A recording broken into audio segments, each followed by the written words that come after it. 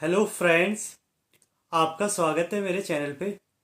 तो जैसे कि आप सभी को पता लग गया है कि आपकी CSIR नेट की एग्ज़ाम डेट आ गई है और उस हिसाब से आपका जो केमिस्ट्री का एग्ज़ाम है वो 16 फरवरी को है। तो अब इस रिगार्डिंग आप सब मुझसे ये जानना चाह रहे थे कि क्या इसकी एक मंथ की स्ट्रेटजी रह सकती है और क्या चीज़ें जो आपको ध्यान में रखनी चाहिए अगर आपको अच्छे मार्क्स लाने हैं CSIR नेट में। तो चलिए आज मैं इसी बारे में बात करूंगा और आपको पॉइंट वाइज कुछ चीज़ें समझाऊंगा जो आपको हेल्प करेंगी आपके एग्ज़ाम के लिए।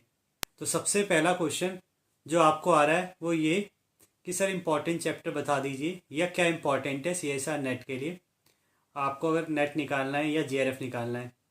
तो देखिए, मैं आपको यहाँ पे ये कहना चाहूँगा कि ये अब वो वक्त नहीं है कि जहाँ पे मैं आपको कुछ इम्पोर्टेंट बताऊँ।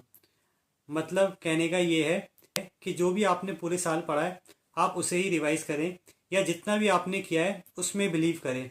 मतलब अब आप ऐसा कुछ भी ना करें जो चेंज हो, यानी आप कुछ नया टॉपिक ना करें या किसी के कहने से कुछ चीज़ें चेंज ना कर लें या ज़्यादा ना पढ़ लें। प्लीज़ ऐसी गलती आप बिल्कुल ना करें। हाँ, फिर भी अगर आपको लगता है कि मुझसे कुछ इंपॉर्टेंट चैप्टर आपको चाहिए या आपको देखना है कि किस में ज़्यादा फोकस करना है, तो उन चैप्टरों की लिस्ट मैं आपको डिस्क्रिप्शन बॉक्स में डाल दूंगा।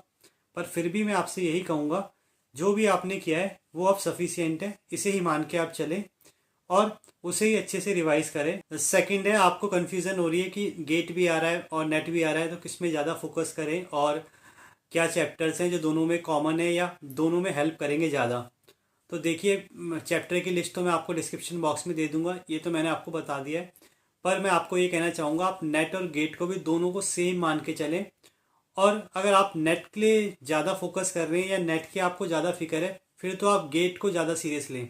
अब यहाँ पे मैं ये कहना चाहता हूँ, क्योंकि गेट का एग्ज़ाम पहले है, तो अगर आप ये सोच के चलेंगे कि गेट वाले दिन ही हमारा नेट का एग्ज़ाम है तो आप पूरी प्रिपरेशन गेट तक कर लेंगे और उसके बाद कुछ भी अगर गेट में आपसे गलत होता है या जो भी गलतियाँ आप करते हैं आप उसको एनालिसिस करके नेट बहुत अच्छा दे सकते हैं।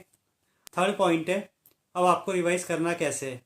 तो उससे पहले, जैसे कि गेट की बात हो ही रही थी, तो एक इम्पॉर्टेंट इन्फॉर्मेशन है जो मैं आपसे शेयर करना चाहूँगा। सो फ्रेंड, जैसे कि आप स्क्रीन में देख सकते हैं, अनअकैडमी लाया है आपके all India mock test for GATE 2022, जिसमें आपको एवरी संडे एक टेस्ट देखने को मिलेगा और ये टेस्ट आपके 30 जनवरी तक चलेंगे। और इसकी खास बात यह है कि इसमें ऑल इंडिया रैंक और आपके टेस्ट का एनालिसिस और वीडियो सॉल्यूशन भी मिलेगा। साथ में आप गेट का मेगा कॉम्पैक्ट टेस्ट दे सकते हैं जो एब्सोल्युटली फ्री है, जिसकी नेक्स्ट डेट है 23 जनवरी 11 AM पर। और इसमें अगर आप 200 लकी पार्टिसिपेंट बनते हैं तो आपको सैमसंग टैब, एप्पल आईपैड जैसे एक्साइटिंग गिफ्ट जीतने का मौका मिलेगा। और अगर आप नेक्स्ट गेट को टारगेट कर रहे हैं तो अनअकैडमी के नए बैचेस स्टार्ट हो रहे हैं फॉर गेट 2023 से 2024 के लिए फ्रॉम 19 जनवरी। इस बैच की खास बात यह है कि आप इसमें लाइव डाउट पूछ सकते हैं by just raising your hand. उसके बावजूद अगर आपका कोई डाउट रह जाता है तो आप अपने मोबाइल से भी पूछ सकते हैं by just clicking the picture. तो आप इन सब बैच को ज्वाइन करने के लिए अनअकैडमी का मेगा ऑफर यूज़ कर सकते हैं, जिसमें आपको 12 मंथ के सब्सक्रिप्शन में 2 मंथ का सब्सक्रिप्शन एब्सोल्युटली फ्री मिलेगा। और यही सेम केस आपको 24 मंथ के सब्सक्रिप्शन में प्लस 4 मंथ का सब्सक्रिप्शन फ्री मिलेगा। तो यानी यहाँ पे आपको ओवरऑल 23% का ऑफ मिलेगा। तो इस ऑफर को ग्रैब करने के लिए आप मेरा रेफरल कोड भी यूज़ कर सकते हैं, प्रदीप रावत 10, और इसका लिंक भी आपको डिस्क्रिप्शन बॉक्स में मिल जाए। साथ में अगर आप अनअकैडमी का एनी सब्सक्रिप्शन का हिस्सा बनते हैं तो आपको 1-to-1 लाइव मेंटरशिप प्लेटफॉर्म में जुड़ने का मौका मिलता है, जहाँ पे आपको इंडिविजुअल मेंटर प्रोवाइड होगा आपकी सभी प्रकार की हेल्प के लिए।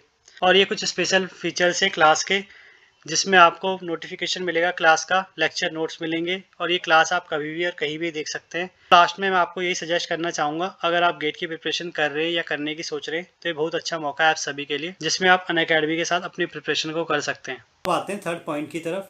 तो रिवीजन आपको कैसे करना है। तो देखिए, जो भी आपको प्रैक्टिस क्वेश्चन करने यानी फिजिकल का जो रिवीजन करना है वो आप जनवरी तक कर लीजिए। आप फिजिकल में फॉर्मूले अच्छे से याद कर लेते हैं और बस इतना देख लेते हैं किस फॉर्मूले को कैसे लगाना है, तो ऑलमोस्ट आपके सारे क्वेश्चन हो जाएंगे। यानी आपको नेट में इतनी प्रैक्टिस की जरूरत नहीं है जितनी गेट में।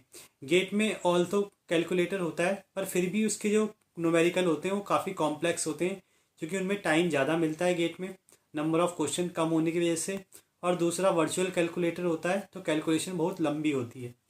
पर नेट में ऐसा नहीं होता, क्योंकि एक तो नंबर ऑफ क्वेश्चन बहुत ज़्यादा होते हैं, इसीलिए कैलकुलेशन आसान आती है, और साथ में कैलकुलेटर नहीं होता तो एम्बिगियस क्वेश्चन कम बनते हैं। रीज़न यही है कि नेट के लिए आप जैसे गेट की प्रिपरेशन कर रहे हैं कैलकुलेटर से ही, तो उस टाइम पे ही आप देख लें कि फॉर्मूले लग कैसे रहे और साथ में फॉर्मूले अच्छे से याद।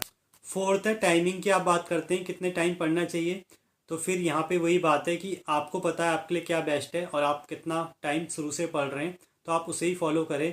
और 1-2 घंटा अगर बढ़ाया जा सकता हो तो आप बढ़ा सकते हैं। और अगर मेरी राय आप जानना चाहते हैं तो 8 to 10 आवर्स इनफ है। अगर आप 8 से 10 घंटे अच्छे से पढ़ लेते हैं इफेक्टिव तरीके से, तो ये बहुत ज़्यादा होता है पर डे के हिसाब से। एप्टीट्यूड, तो देखिए एप्टीट्यूड अगर आप नेट का देख रहे हैं तो अभी टाइम है, आप एप्टीट्यूड के फॉर्मूले देख सकते हैं और एप्टीट्यूड कैसे हो रहे हैं रोज़ 1 घंटा लगा के जनवरी तक देख सकते हैं।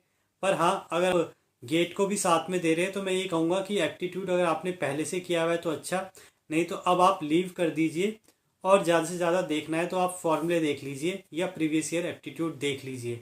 क्योंकि देखिए आपको नेट में इतने ज़्यादा क्वेश्चन मिल जाएंगे केमिस्ट्री के कि बिना एप्टीट्यूड के भी आप कर सकते हैं अगर आप छोड़ते हैं तो। और गेट में भी अगर आपने केमिस्ट्री अच्छी पढ़ी है तो एप्टीट्यूड में आपके 5 to 7 मार्क्स आ जाते हैं, क्योंकि इतना हार्ड एप्टीट्यूड आता नहीं है। देखिए मैं आपको यही कहूँगा बार बार कि जब भी आप रिवाइज करें तो यही सोच के करें कि 6 फरवरी को ही आपका पेपर है और मतलब आप गेट को ही फाइनल नेट का पेपर माने। इससे क्या होगा, जो भी गलतियाँ आप गेट में करेंगे या जो भी आप गेट से सीखेंगे उसको आप यूटिलाइज करके नेट में यूज़ कर सकते हैं। तो इसीलिए इससे एक बात और जानने की है कि आपको कोई भी सिलेबस या कोई भी रिवीजन गेट के नेक्स्ट डे के लिए नहीं छोड़ना है। यानी आपको गेट से नेट के बीच का जो गैप है वो इस चीज़ के लिए यूटिलाइज करना है कि आपने क्या गलतियाँ की है या क्या आपके वीक पॉइंट्स हैं।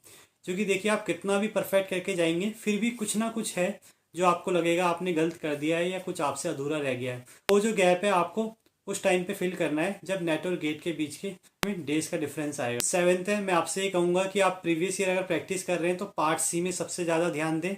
और ये चीज़ याद रखें कि पार्ट सी में अगर आप 15 क्वेश्चन मिनिमम नहीं करते तो बहुत मुश्किल हो जाएगा आपका नेट निकलना। और ये मैं रियलिटी बोल रहा हूँ आपको। और अगर आपके 18 से 20 क्वेश्चन हो जाते हैं तो बहुत ज़्यादा चांसेस हैं आपके कि आपका ईजिली नेट निकल भी जाए। तो इसीलिए मैं आपको कहूँगा पार्ट सी सबसे बड़ा हथियार है नेट के एग्ज़ाम के लिए, तो पार्ट सी में सबसे ज़्यादा फोकस करें। यानी आपको 60 क्वेश्चन में 20+ क्वेश्चन कैसे छांटने और कैसे सही करने, इस पर आपको ज़्यादा ध्यान देना है नेट के एग्ज़ाम। अब रिवीजन की कुछ प्रो टिप्स है जो मैं आपको बताना चाहूँगा। तो देखिए जो इनऑर्गेनिक के साथ जा रहे हैं या इनऑर्गेनिक को मेन सब्जेक्ट करके जा रहे हैं तो मैं उनसे यही कहूँगा आप इनऑर्गेनिक में कुछ भी ना छोड़ें एक्सेप्ट मेन ब्लॉक। और मेन ब्लॉक में भी अगर आपको करना है तो आप बोरोन सिलिकॉन जेनन कर सकते हैं। और सेकंड, फिजिकल केमिस्ट्री के लिए, फिजिकल केमिस्ट्री में जनरली आपको फॉर्मूले याद नहीं होते हैं तो उसके लिए मैं आपको कहूँगा आप एक शॉर्ट नोट बना लें या 2-3 पेज के नोट्स बना लें जिनमें आप सिर्फ फॉर्मूले लिखें और सुबह शाम उन फॉर्मूलों को आधे घंटे या 1 घंटे रिवाइज कर लें। तो जब तक आपका एग्ज़ाम आएगा तो उससे 1 हफ्ते पहले या 10 दिन पहले तक मुझे लगता है आपके फॉर्मूले टिप्स में आ जाएंगे। थर्ड है, ऑर्गेनिक में आप ये चीज़ याद रखें एग्ज़ाम के लिए कि आपको कोई भी ऐसा क्वेश्चन नहीं चुना है जिसमें आपको थोड़ी सी भी कन्फ्यूज़न हो, क्योंकि ऑर्गेनिक में गलत होने के चांसेस ज़्यादा होते हैं।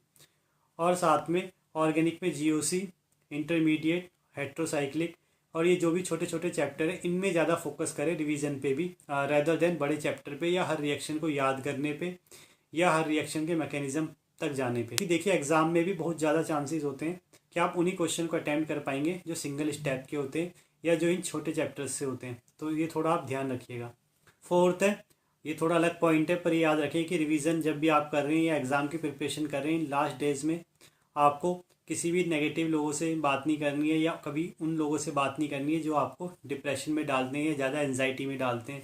तो आप अच्छे लोगों के साथ रहें, अच्छे लोगों से बात करें और ज़्यादातर ध्यान अपना पढ़ाई पे दें रेदर देन आप सोशल मीडिया या यूट्यूब पे। Last but not the least, देखिए जब भी रिवीजन करें तो हार्ड से पहले स्टार्ट करें, यानी जो आपको हार्ड लगता है उसको पहले रिवाइज कर लें और इजी को बाद के लिए रखें।